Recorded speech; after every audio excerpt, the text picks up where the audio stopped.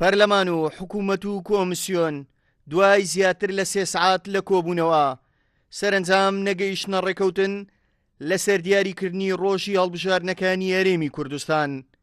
سەرۆکی حکوومەت دوای کۆبوونەوەکە بە ڕۆژنامەنووسانی ڕاگەیاند هیچ ڕێگریەک نابینن لە بەردەم هەڵبژاردنەکانی هەرێمی کوردستان. ئەوە پێویستی بە ڕاوێژ هەیە لەگەڵ لایەنە سیاسیەکان دوای ئەم کۆبوونەوەیە بۆ دیاریکردنی ڕۆژی هەڵبژاردن لە هەرێمی کوردستان.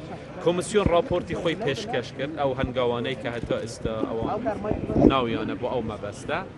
پەرلەمان باسی بابەتی یاسایی کرد و حکوومەتیش باسی ئەو ئامادەکاریانەی کرد کە پێویستن بۆ ئەو مەوزوع و بڕیار درا لەگەڵ لایەنەکان قسە بکەن و دوای ئەوە ڕۆژی هەڵبژاردن دیاری بکرێت. گرفتێکی وانە دەبێت هەندێک مەسائلی تەکنیکیە دەبێت عیلاج بکرێت شت بکرێت بەڵام گرفتێکی وام نەبینێ.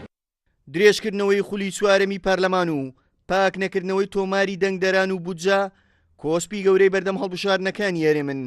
بەڵام سەرۆکی فراکسیۆنی یەکگرتوو کە ئامادەی کۆبوونەوەکە بوو دەڵێت ئاماژەکان بۆ ئەوەن لە مانجی نوێی ئەمساڵ هەڵبژاردنەکان لە هەرێمی کوردستان ئەنجام بدرێن. هەرچەندە دوو تەفسیری جیاواز هەبوو بۆ کوتە خولی پەرلەمان ئایا 6 9 یا 6 11 بەڵام بە هەر حاڵ من واتی گەشتم لەوانەیە لە مانگی نو هەڵبژاردنی پەرلەمانی کوردستان ئەنجام بدرێت.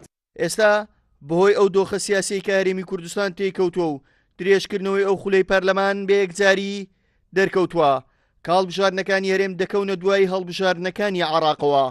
بەڵام ئەوەی زۆربەی لایەنە سیاسیەکانی کوردستان پێداگری لەسەر دەکەن خاوێنکردنەوەی تۆماری دەنگدەرانە کە وەک لایەنەکان دەڵێن بە سەدان هەزار ناوی دووبارەی تێدایە.